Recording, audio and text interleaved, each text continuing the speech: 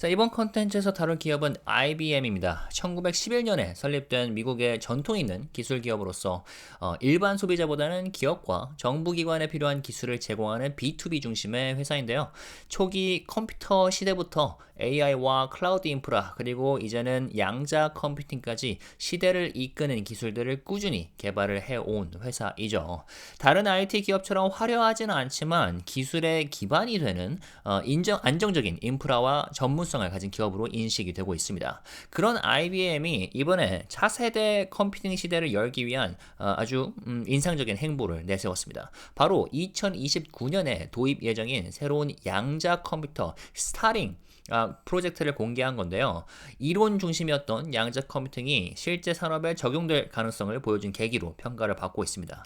양자 컴퓨팅 프로젝트 소식이 전해지자 주식시장도 반응했습니다. IBM 주가는 사상 최고치를 기록하면서 투자자들의 기대감이 반영이 됐죠. 그래서 전체적인 흐름을 한번 살펴보도록 하겠습니다.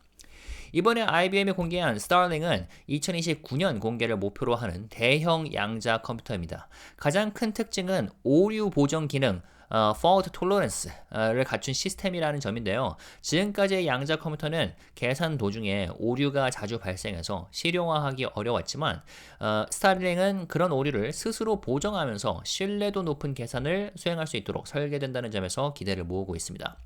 스타링은 200개의 논리 큐비트, 로지컬 큐비트를 갖추게 될 예정인데 큐비트는 양자 컴퓨터의 기본 단위이죠. 일반 컴퓨터의 비트가 되는 0 또는 1 중 하나만 표현할 수 있다면 큐비트는 동시에 여러 상태를 표현할 수 있기 때문에 훨씬 복잡하고 강력한 계산이 가능합니다. 그런데 IBM의 스타링은 단순히 큐비트 수가 많은 컴퓨터가 아니라고 하는데요. 기존 양자 시스템보다 최대 2만 배나 더 많은 연산을 안정적으로 수행을 할 수 있는 현실적으로 사용할 수 있는 양자 컴퓨터를 목표로 한다는 점에서 차원이 다르다고 합니다. 자, 앞서 말씀드렸다시피 양자 컴퓨터의 가장 큰 문제는 오류입니다. 워낙 민감한 시스템이라 약간의 외부 자극만 있어도 계산이 흐트러지기 쉬운데요. 그래서 지금까지는 복잡한 계산을 오래 돌릴 수 없었던 거죠.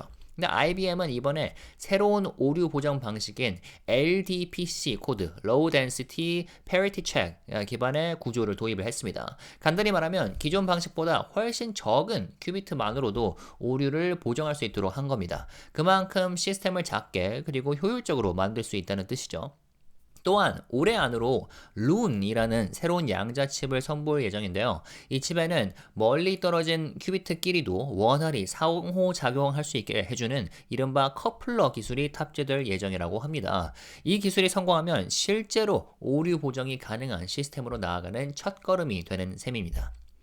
자, 퀀텀 컴퓨팅에 뛰어드는 기업 중 다수가 그냥 뜬구름 잡는 소리만 하는 경우가 많은 반면 IBM은 정확한 연도별 계획까지 공개하면서 로드맵을 제시를 했습니다.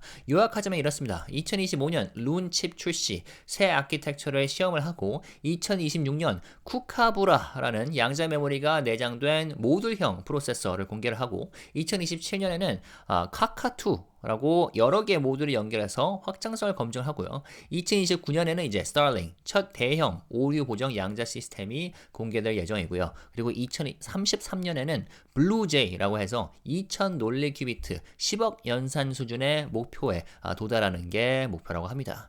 이런 식으로 연도별로 단계적 출시 계획이 명확하기 때문에 투자자 입장에선 실현 여부를 지속적으로 확인하면서 판단할 수 있다는 점이 매력적으로 다가올 수 있겠죠.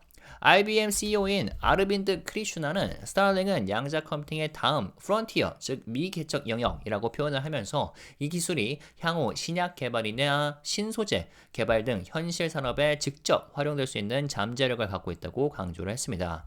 양자 부문 부사장인 제이 갬베타는 우리는 이제 오류 보정의 핵심을 풀었습니다. 이제부터는 과학이 아니라 엔지니어링 문제입니다. 라고 말했다고 하는데요. 다시 말해서 이제는 가능한지 아닌지 가능 여부의 문제는 끝났고 어떻게 제대로 구현할 것인가가 과제라는 자신감의 표현으로 읽힙니다.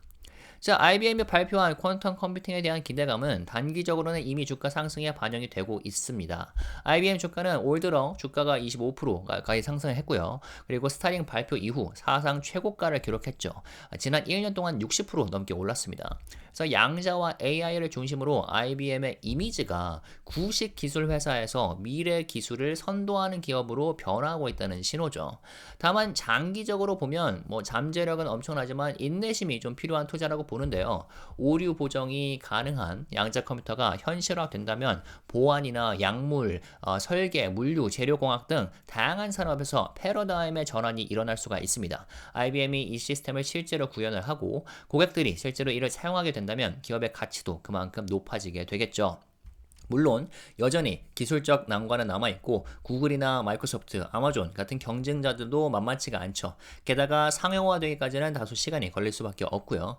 하지만 IBM은 명확한 로드맵 과 기술적 기반을 갖춘 몇 안 되는 기업이라서 장기적으로 양자 컴퓨팅에 베팅을 하고 싶다면 IBM은 비교적 안정적인 선택지가 될 수도 있다고 봅니다.